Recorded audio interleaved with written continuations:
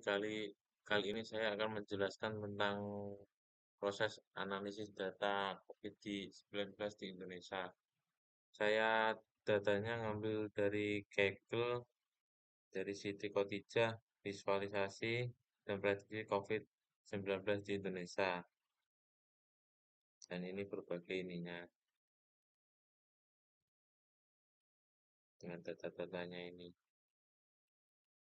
Berbagai kayak provinsi yang ada di Jawa gini-gini.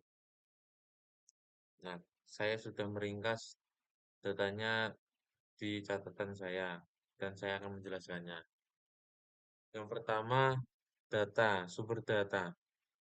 Sumber data, data saya COVID saya peroleh dari Kaggle mencakup data harian dari seluruh provinsi yang ada di Indonesia, seperti kasus baru, total kasus, jumlah kematian, total kematian, dan jumlah pasien sembuh. Nah, data yang fitur kedua yang meliputi tanggal, waktu pengambilan data, kasus baru, total kasus positif, kematian baru, total kematian, jumlah sembuh, dan provinsi lokasi. Nah, kita langsung ke poin kedua, pra pengolahan datanya. Penanganan data yang bermasalah. Yang pertama, data hilang. Data hilang ini biasanya terjadi akibat mengisi data yang hilang menggunakan metode imputasi. Metode ini sendiri seperti kayak rata-rata atau interpolasi.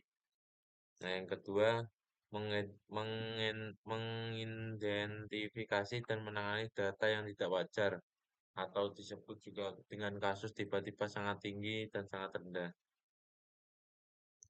Yang ketiga, normalisasi data. Skala data menggunakan min-max scaling agar algoritma berjalan dengan optimal. Nah, yang terakhir, format konsisten memastikan format data seperti tanggal provinsi dan angka konsisten. Yang dimana dimaksud ini biasanya data biar agar valid dan tidak berubah-ubah sewaktu-waktu. Nah, kita ke poin ketiga, pemodelan atau modeling. Pertama, tujuan pemodelan. Tujuan pemodelan sendiri terdiri dari dua, antara prediksi jumlah kasus dan klasifikasi risiko provinsi. Nah, dari prediksi jumlah kasus sendiri memanfaatkan data historis untuk memprediksi jumlah kasus baru di hari berikutnya atau minggu berikutnya.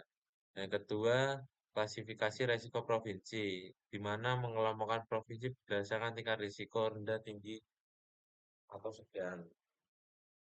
Nah, pemodelan yang kedua menggunakan metode yang digunakan seperti regresi linier, ARIMA, KNN, dan random forest. Nah, dari segi regresi linier sendiri biasanya digunakan untuk memprediksi jumlah kasus baru berdasarkan tren data sebelumnya. ARIMA atau disebut dengan Autogressive Integrated Moving Average itu sendiri untuk menganalisis dan prediksi deret waktu jumlah kasus harian. Nah, yang ketiga ini KNN untuk mengelompokkan provinsi berdasarkan tingkat resiko menggunakan fitur jumlah kasus, tingkat kematian, dan tingkat kesembuhan. Nah, yang terakhir random forest. Random forest sendiri ini untuk menentukan faktor dominan seperti kayak jumlah penduduk atau fasilitas kesehatan yang mempengaruhi jumlah kasus.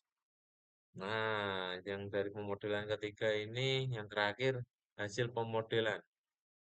Nah, dari hasil pemodelan ini sendiri saya menyimpulkan ada tiga, yaitu yang pertama rumus atau aturan. Saya kasih contoh, jika jumlah kasus baru lebih 1.000 maka risiko sangat tinggi. Nah, yang kedua, peta sebaran kasus menampilkan maaf, menampilkan distribusi kasus di seluruh provinsi dalam bentuk heat map. Nah, yang ketiga, grafik tren kasus. Grafik tren kasus sendiri menunjukkan pola kenaikan atau penurunan kasus harian. Nah, yang terakhir evaluasi. Evaluasi sendiri memiliki model evaluasi menggunakan metrik. Di antaranya ada 4, yaitu confusion metric, MAE atau mean envelope error, ketiga R2 score atau disebut koefisien determinasi, yang terakhir AUC, ROC, course force.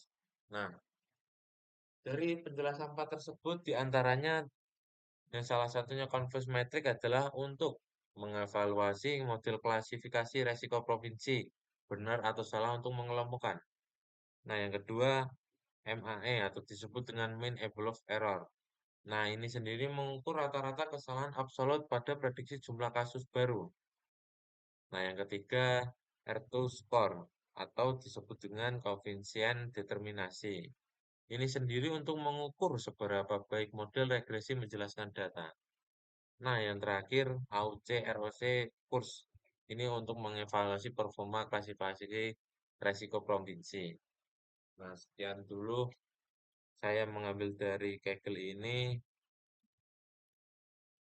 berbagai ininya. Oke, sekian dari saya. Terima kasih.